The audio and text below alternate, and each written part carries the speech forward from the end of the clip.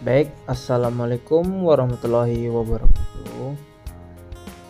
Nama saya Irfal Johendra, NIM 4022000007, Fakultas Adab dan Humaniora, Prodi Sejarah Peradaban Islam. Pada perkembangan historiografi Islam periode awal, para sejarawan selain menulis sejarah pada masa Islam, mereka juga menulis sejarah pada masa sebelum Islam dengan metode seperti mencari sumber sejarah dari hadis, atau metode itu dinamakan dengan metode riwayat. Metode penulisan ini bertahan dari abad ke-1 sampai 3 Hijriah. Contohnya, tokoh Al-Tabari adalah seorang sejarawan besar, ensiklopedis, ahli tafsir, ahli qiraat, ahli hadis, dan ahli fikih. Banyak ulama di masanya dan sesudahnya memuji tentang dia, di antaranya Al-Khabib Al-Baghdadi berkata, Imam Al-Tabari adalah salah satu imam para tokoh imam yang kata-katanya sering dijadikan sandaran hukum, pendapat dan pengetahuan, serta keutamaannya sering dijadikan rujukan. Selain itu, ia menguasai banyak ilmu yang tidak ada seorang pun ulama yang di masanya seperti dirinya. Dia mampu menghafal Al-Quran. Berikut qiraat, cara membacanya, serta mengetahui makna beserta hukum-hukum yang dikandungnya. Dia juga menguasai hadis-hadis. Berikut jalur periwayatannya, sehingga dia dapat memilih mana yang termasuk hadis sahih dan mana hadis yang tidak sahih.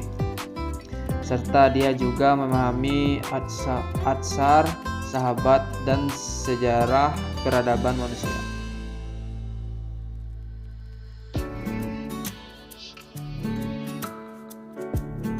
Adapun karya Al-Tabari yaitu 1. Firdaus Al-Hikmah, 2. Tuhfat Al-Muluk, 3. Hafiz Al-Sihah, 4. Kitab Al-Ruqa, 5. Kitab Fi Al-Hijama'ah, 6. Kitab Fi Tartib Al-Diyah, 7. An-Nawadir, 8. Musnad Aisyah, 9. Al-Manasik, 10. Hadis Syaiban, dan lain-lain.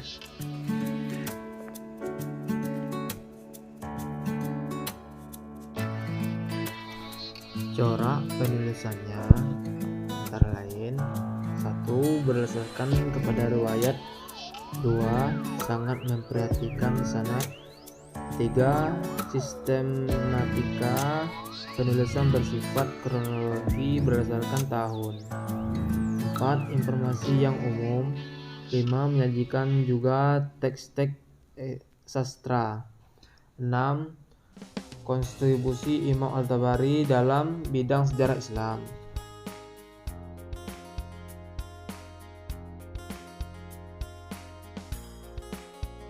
Oke, selanjutnya lanjut bab 2.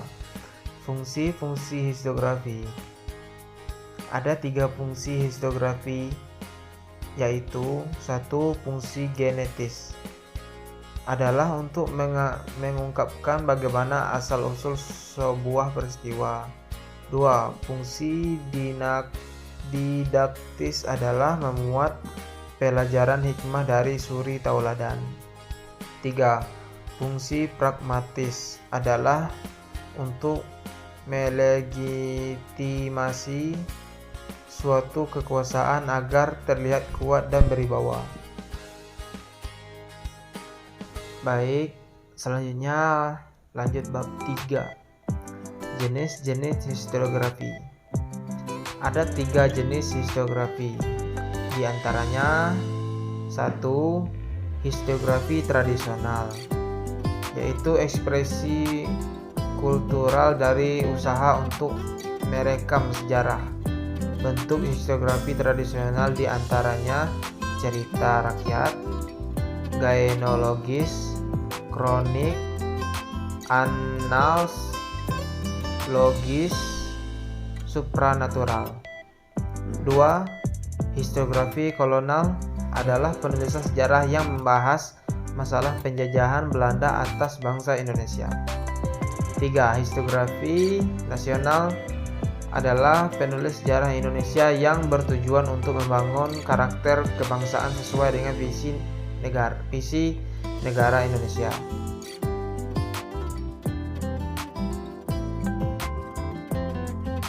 Bab 4. Tema historiografi di Indonesia. 1. Tema berkisaran pada penulisan sejarah atau objek. Karya-karya penulisan lokal, karya penulisan secara umum, karya penulisan militer, karya penulisan biografi, karya penulisan novel sejarah. 2. Tema berdasarkan periodisasi. Historiografi Islam masuk periode awal masuknya Islam ke Nusantara. Historiografi Islam periode perlawanan terhadap kolonialisme, periode abad ke-19, pergerakan nasional. Historiografi Islam kontemporer.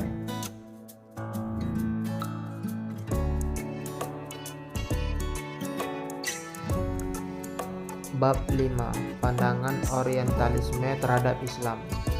Orientalisme adalah suatu paham atau aliran yang berkeinginan menyelidiki hal-hal yang berkaitan dengan bangsa-bangsa di timur dan di lingkungannya.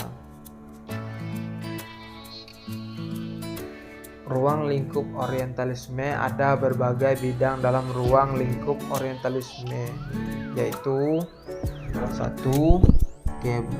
Kepurbakalan, 2. Sejarah, 3. Bahasa, 4. Keagamaan, 5. Adat istiadat, 6. Kekuasaan, 7. Kehidupan, 8. Kemasyarakatan, 9. Keilmuan, 10. Kesusastraan. Pandangan Islam terhadap Orientalisme adalah sebagai berikut. Islam memandang bahwa para Orientalisme itu adalah sekelompok orang dari kaum Yahudi dan Nasrani yang aktivitasnya hanya menampakkan sifat dan sikap kebencian terhadap doktrin dan umat Islam sebagaimana yang telah diidentifikasi oleh Allah Subhanahu wa taala dalam kitab suci umat Islam, Al-Qur'an Al-Karim.